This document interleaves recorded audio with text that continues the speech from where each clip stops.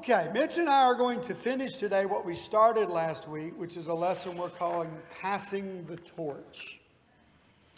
It is, I believe, a God-given challenge, but it is also a difficult challenge for every generation to do a good job of what I believe God has called us to do, which is take the faith that was passed on to us or that was instilled in us by other folks and pass it to the next generation. And do it in a way that glorifies God and do it in a way that sets up the church to do really, really well. And you know, you've got the two older evangelists in the church sitting up here today.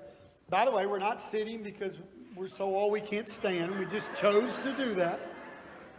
But this is really on our hearts. Yep. I believe one of the best things, and I'm not speaking to the two sitting here, I'm talking to a lot of you sitting out there. Guys that have been around for a long time like we have, one of the best things we can do is to finish well.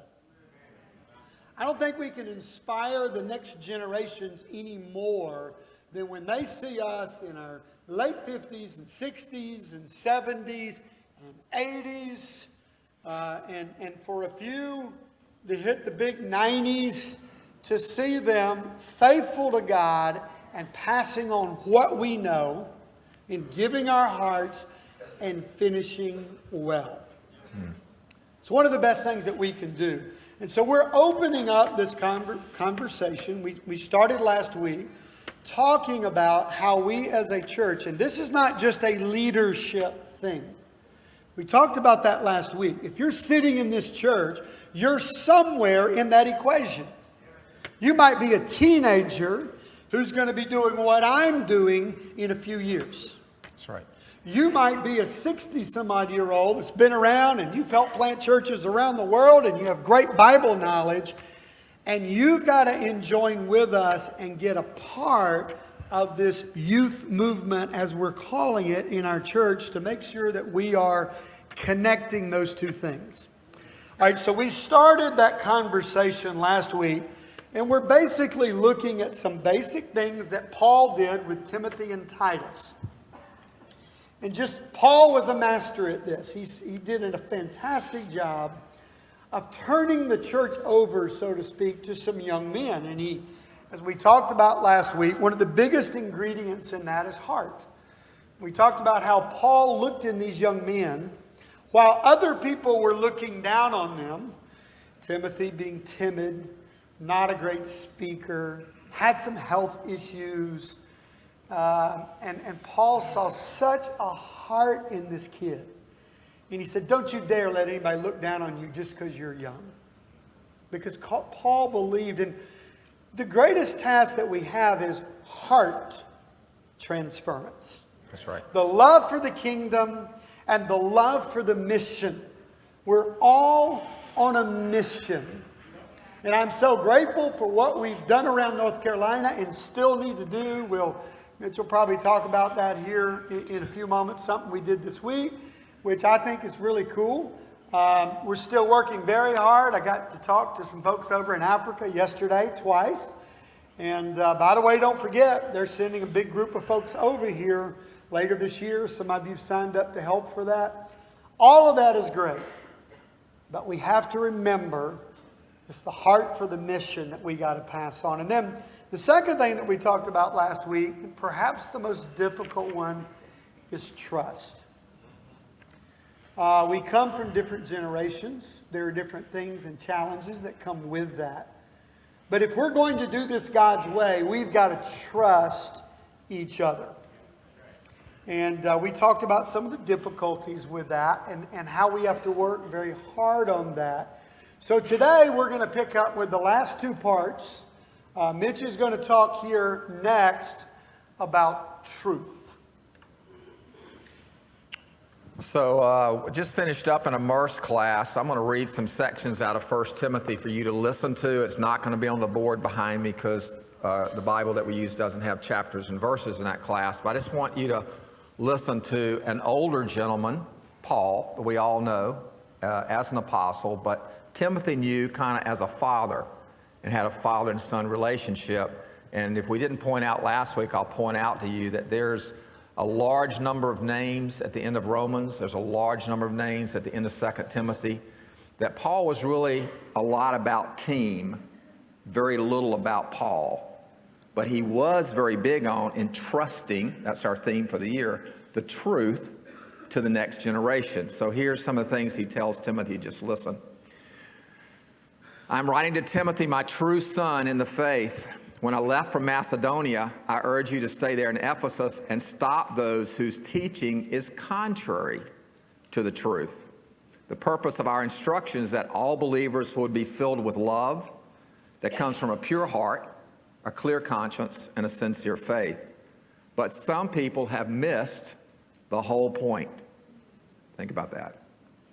He talks about the law being good. He says the law is good for sexually immoral, those who practice homosexuality, slave traders, liars, promise breakers, and all of that. Then he says it contradicts the wholesome truth or teaching that comes from the glorious good news entrusted to me by our blessed God. I'm going to continue to read, but I want you to see the point is there's truth no matter where we live or what culture we live in. So I want you to think that whether it's pre-Christian, post-Christian, modern or postmodern, or whatever world you think you live in, which is debatable. We'll talk a little bit about that maybe before we leave. Timothy, cling to your faith. Understand the truth, he says to Timothy. Pray about the truth. As a preacher and apostle to teach the Gentiles this message about faith and truth. That's who Paul was. Paul says to shepherds, shepherds must enjoy having guests in their home, and they must be able to teach. Deacons, committed to the mystery of the faith. What is Paul's definition of the church in Timothy? This is the church of the living God, the pillar and the foundation of the truth. Without question, this is the mystery, a great mystery of our faith. He tells Timothy, explain these things to the brothers and sisters. It's a message of faith and the good teaching you have followed. Notice teaching's not a classroom to Paul and Timothy. We'll come back to that in a minute. It is a way of life. It's a teaching that transforms the way you live. Teach these things. Don't let anyone look down on you because you're young. Be an example to all the believers. The way you live, your love, your faith, your purity. Until I get there, focus on reading the scriptures to the church. Amen. We're doing that today. Encouraging the believers and teaching them. Keep a close watch on how you live and on your teaching. Stay true to what is right. And I could continue all the way through Timothy. 12 times teaching, 24 times truth in the NLT translation. So one of the points I'd like to make is, and then we'll talk about, I'll throw it back to Rick on how we communicate truth. Truth is valid no matter where we live or how we live. There are some essentials to the truth. How we communicate that truth in a certain culture, and I think that's where we need to think about, and some ways we're going to talk about as we close out. How do we go with truth? What's the best way to communicate truth? What's the essential truth? I think, I'll say this and turn it back over to Rick. I think apologetics is going to make a comeback in the next 20 to 40 years. Amen. So the truth about, is there a God? Notice the word there. And what kind of God is there? Quote unquote, is going to make a comeback. Does he love me? Can I trust him? Now that's basic truth. You wouldn't assume for the last 50 years, that's first principles. But they are basic truths, and it might be that we'll get some mileage out of going, those are some things we need to think about, older to younger. Because I believe we're all looking for a God who is there. An old title of Francis Schaeffer coming back to my mind. Is your God near to you? So I'll throw it back to Rick. So I want you to start thinking, though, the truth is the truth no matter what. But how you communicate that. If you're a parent, that's a great example, and I'll throw it to Rick because he's going to talk about that. Youth and family, I'm sure, ties in this. How you communicate to your kids truth, very important topic. Because you can say, I told them the truth. Yeah. How did you do that? What conversation did you have going? Or did you just lay it out? lay it out. I'll see you in 16 years. You'll be okay. No, I don't think so. So anyway.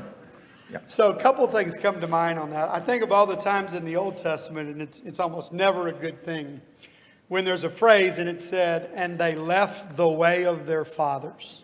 That's a way of communicating. They left the way of God. They left truth. And I think it's always been the challenge from generation to generation that we don't leave the basics of the truth. The other challenge I'd like to give, Mitch just said something that I hope is true. I hope apologetics makes a comeback. Now, some of you may be sitting here and go, what are apologetics? I mean, that's kind of where we've gone. And I would specifically get some of our younger folks to think about this.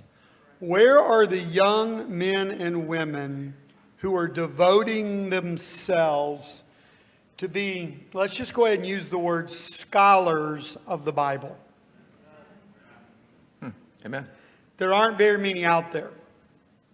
And we need more young men and women who are going to be the teachers, the Mitch Mitchells, the Doug Jacobys, the Steve Kennards, the guys who intensely study, and that's more their job than anything else, is to study deeply the truths of the Bible and to be able to defend those.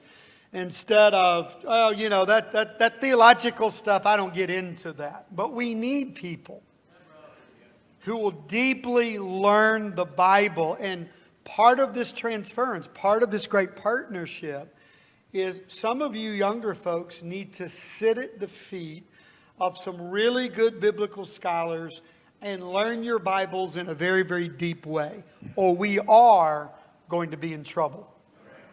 I had this conversation with Steve Kennard several years ago now, and he was expressing his concern that, Rick, if we don't change this in a few years, we're going to have a church believing anything and everything that the world teaches.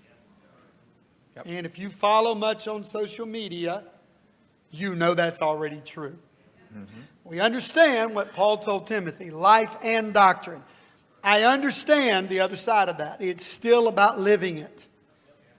But you got to have people that devote themselves to understanding the deep truths of the Bible. And that's really a challenge I want to give to some of you younger folks, that you go, you know what I'm going to do? You know where my role is going to be in this church is going to be someone who devotes themselves to a deep study of the Word. Okay? All right, let's get to the last one, because this is where the conversation leads. So we pass on heart. We trust each other's heart. We develop trust with each other. We know that truth has to be at the core of it. But you and I know what I'm about to say. Truth doesn't change, but how you communicate that truth does. That's right. Societies and times change. Even within a generation, some people hear things one way, some another. You know the scripture where Paul said, I became all things to all men, that so by all means I might win some. Now, let's be careful, again, with what we do with that verse. Because I've heard people use that verse in ways that Paul's not talking. He's not talking about, I become worldly and live like the world so that they'll become Christians. Paul's talking about things like, I went among those who live under the law, and so I abided by the law, even though I don't have to. Just because I could win a respect out of them. Well, if we take that principle, and I think I'm speaking more to our generation, part of this transference has to be that we are willing to be flexible. Yep. We are willing to listen. We are willing to do things to communicate. Have a different style, have a different way, try a new idea that is different than the ways we found that work for our generation.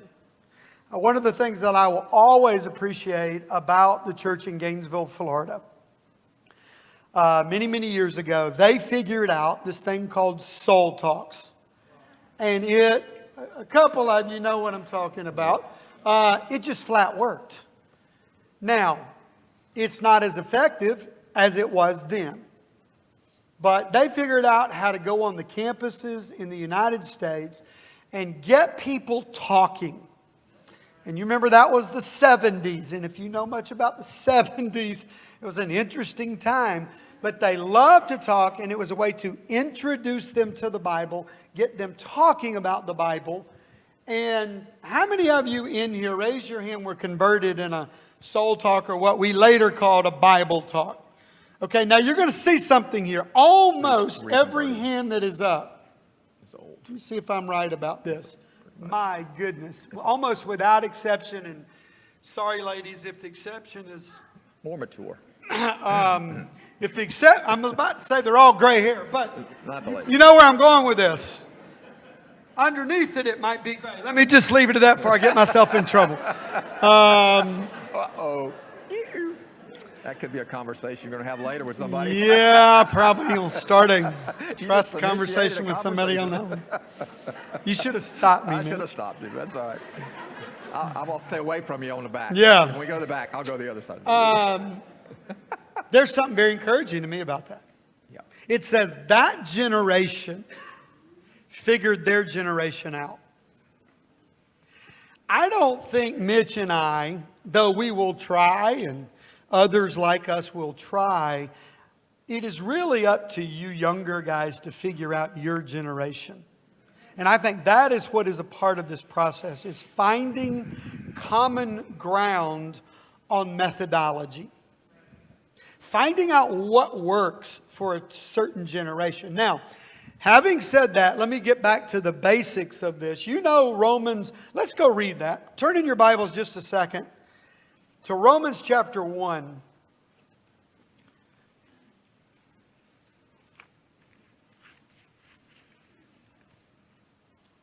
We'll start about verse 14. Paul says, I am obligated both to Greeks and non-Greeks, both to the wise and the foolish. That is why I am so eager to preach the gospel also to you who are in Rome. You and I are obligated to whatever generations we live in. And it's up to us to figure them out.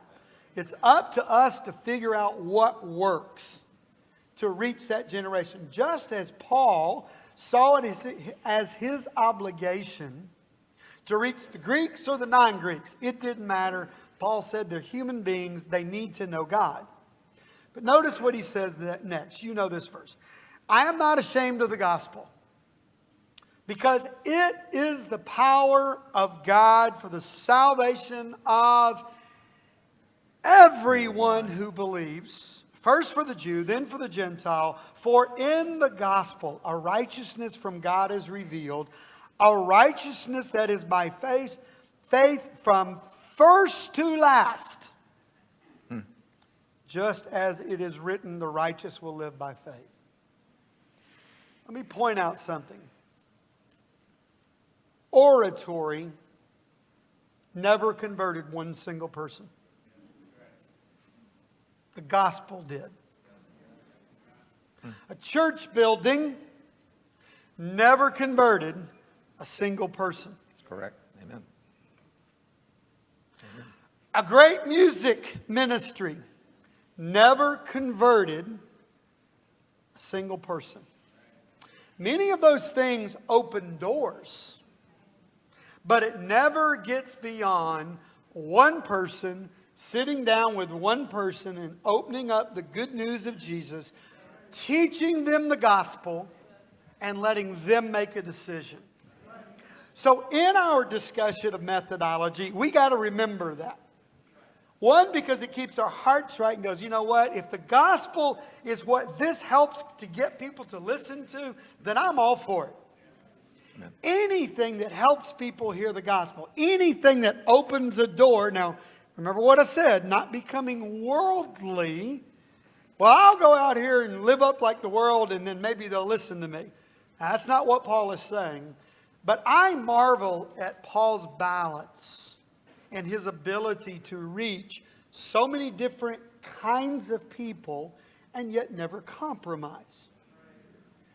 And that's something we have to figure out together. And I want to just say this openly. We're starting some conversations and some meetings and some dinners with some of our 20s and some of our 30s to sit down and go, okay, help us or let us help you figure out your generation. It's really your job. We need to listen. I need a couple more amens on that one from some of my younger folks in the room. It's really your job to figure out how you present the gospel to your generation. What we as the older crew, we have to commit ourselves to being flexible and to being right in there with you in this, keeping a hold of the truth and doing this together. Now that brings us to our last thing. So, yeah, go. I'll mention it, and then Mitch is going to tell a good story about this. Here's one of our concerns, and one of the things that I think we all have to commit to, and this is why we're opening this conversation. Above all, there must be unity. What we choose to do, we do together. We figure it out. But we do not do it independent of one another. We all have ideas. But that is an important part of this generational connection. Because when we do that and we run off from one another, or we say, well, I don't need that older generation, we got this figured out, we'll do it our own way, I'll guarantee you that's going to end up in a bad place. Because you need some gray hair in your life and you need to be steered. And yet at the same time, if the older crew says, well, I don't like all that new young music, I want all the old hymns, and you never are open to, you're going to get old and stale. Lifeless in the seat. I started to say to pew. You'd relate to pew, but you know where I'm going with that.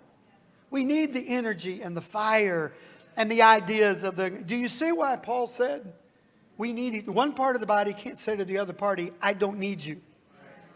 So in this discussion, we have to work very hard then to be unified and to say, no, whatever we do together, because that's what brings God's glory. Mitch is going to tell about something this week that we're excited about. Yeah, I want to just make sure you hear us say both sides of that. He said Amen. Both sides, but I know sometimes we hear one side. What we're saying as an older group, in order to have this conversation, we need to not only listen better, but listen more. We need to provide some opportunities that we sit together with people from another generation and say, what's out there? You know, what's going on? For example, I hear things like, we want community, but we also want space. Okay, I like to hear that conversation. I have some ideas about creating community, house churches, but I also know people need to get away from hurried, busy, and crowds, and they need some retreat. You need that. If your life is so busy that the only meal you're getting is during Jeopardy, you're actually missing a biblical truth about how important it is to celebrate meals together, community, and talking and having conversations. And so I'm hearing from Gen X down, or however you want to say it, from you up to Gen X, we want to celebrate. We want to celebrate meals. We want to celebrate being together. We want to pray together. We want to build community. And we just want to celebrate good things. So we went to Greenville Friday night, and the Thompsons are here. I don't know if you're stand-up people or not, but at least wave at me back there. Carl and Natasha. Been coming from, we should give them a hand, whether they stand up or not.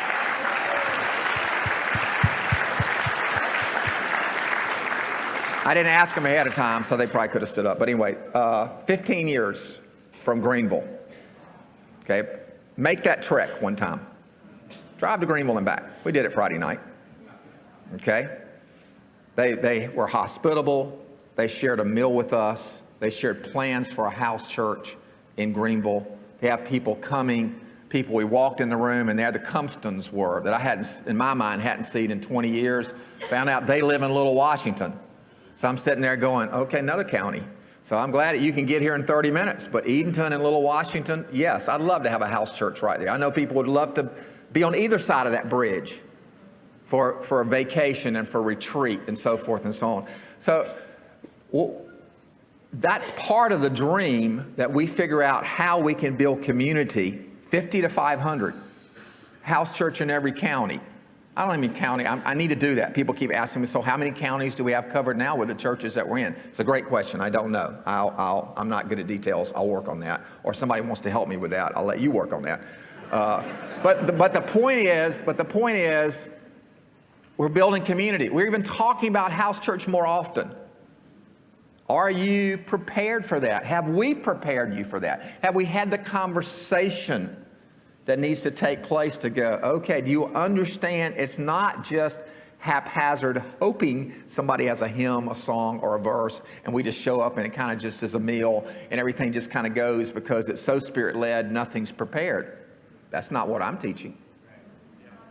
There's a balance to that. So that's back to gray hairs, why we need each other. I don't believe every house church is going to look the same.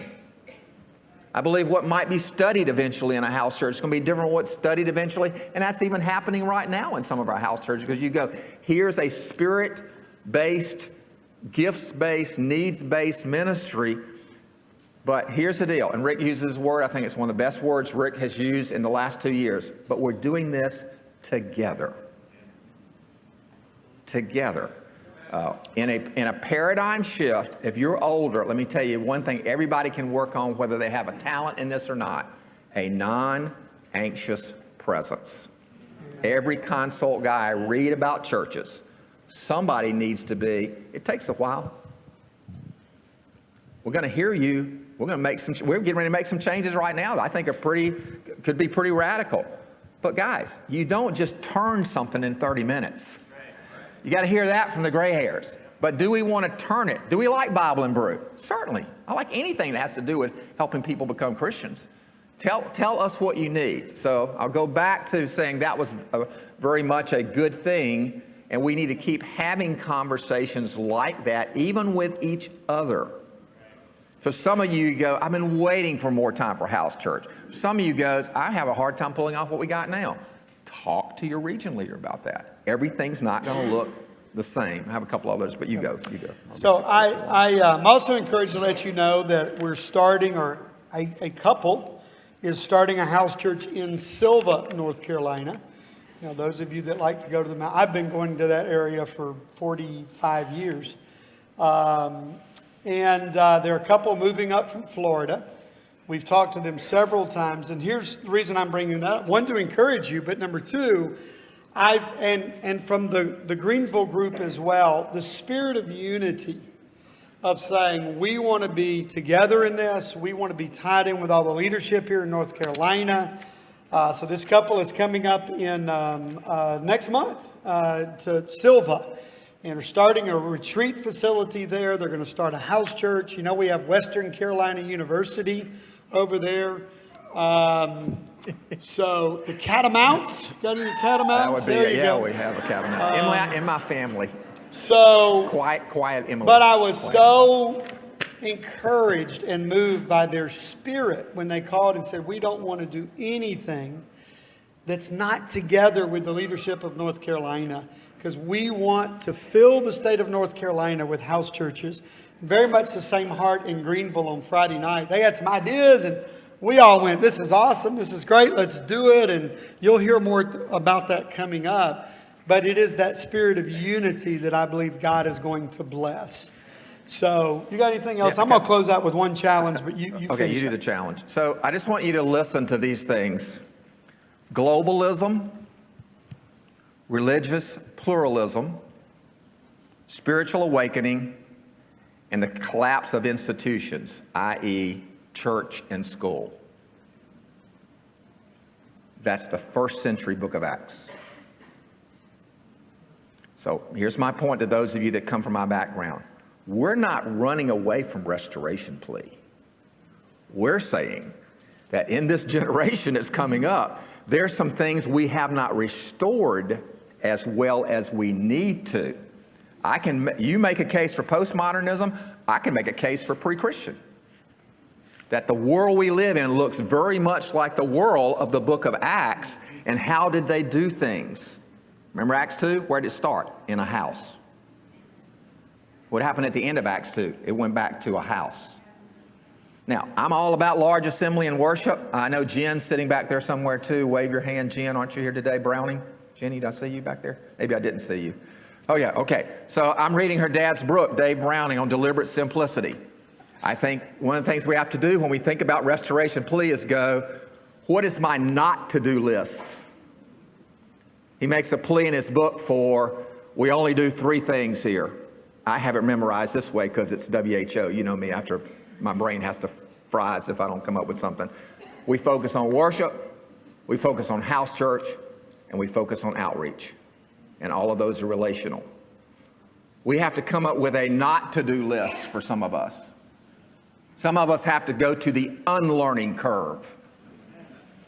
What do I need to unlearn to get to where we need to go with this generation? Because if it's like Athens, it might be a different set of conversation again than it would be in 1950s when the Churches of Christ were the fastest growing churches in America. Not happening today. So we don't want to lose 50 years. Let's at least pick up and gain, and that's my challenge. And so I'll say to you, Rick's going to throw a challenge out. So I'm kind of done teaching classes for a while. This is where I've come to. I'm done teaching a few things to a lot of people. I'm not sure who, but I'm going to sit on my back porch very soon with 8 to 10 brothers. And I'm going to at least try to practice what Paul says to Timothy when he says, you know my way of life. Amen. You know what I think. You know what my pet peeves are. You know my sin. You know my struggles. But we love each other dearly. And if we all look at legacy as passing this torch to the next generation, wow, what could happen from this room only? Read Deliberate Simplicity. I can tell you what can happen. Go from a house church to 100,000. That blows your mind, doesn't it? It can go from a house church to 100,000. So I just want you to get a vision. I think young people want vision. They don't want stale curmudgeon-y. Back to the Christmas show. They don't want curmudgeons. No, they want us to be a part of that. I think you need us. Hey, we need you desperately. I want you to hear that. And I'll close it. Rick's going to close out. All right, so 2 things I want to say, and then we're done. Some of you are sitting here and you go, I'm not gray hair. Yeah, between. And I'm not in my 20s. Good point. We're not trying to leave you out. We're just trying to go to the extremes for this discussion. You play a vital role in this as well. And you may have to figure out where you fit in that. Maybe you're going to need a little help with that. But we don't want you sitting there going, well, I guess they're just talking about the young and the old, and I'm in the middle here, okay? Where's John Basilio? I see. He says he's in the middle.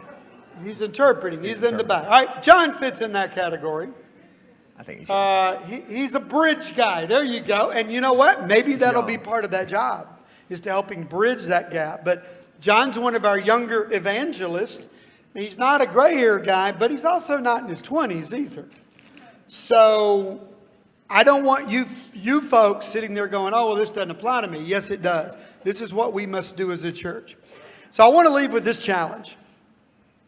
I want to talk to all my, let me use that as an illustration at least, my 20s and my late 50s and above. Wouldn't it be an amazing thing if in our church, and some of you are doing this, that every 20-something had a relationship, ongoing, regular, with a 50s or 60s couple. And every 50s, 60s, 70s couple had someone that they are reaching out to in their 20s, maybe 30s, that they're passing on and entrusting, and that was a regular thing. You know, once a month, you're having dinner with the 20-something and the 60-year-old something, and you're learning from one another. And that's 60. And some of you 60-year-olds sitting here thinking, well, I don't know if I got a whole lot to pass on. I'm no scholar. You have something. I'm going to use Larry Woodall. There's Larry right there. Because I was watching this happen the other day. Hard work. We're going to go to Wilmington next week, and we're going to cook Larry's chicken. And the two guys doing it are going to be in their 20s. Passing it on. He's passed it on. Now, there's 100 illustrations of that sitting in this room. And you know how good Larry's chicken is. And you know what that fellowship does for the church. Come on. It provides something for the body we've all enjoyed, and it's a skill he has. And Larry's not able these days to do as much as he used to could. There's your good southern word. Used to could. Might could again. What is it you have that a 20-something-year-old could serve the kingdom for the next 20, 30, 40, 50 years because somebody took the time to teach it to them? I believe that's how we make this transition, and we do a great job of passing the torch. So I want to lay that challenge out there and say, come on, get a relationship of somebody way different than your generation and see how it enriches your life. Tom Perkins is going to come up, I believe he is. One of our old guys, and he's going to close us out. Thank you. Thank y'all.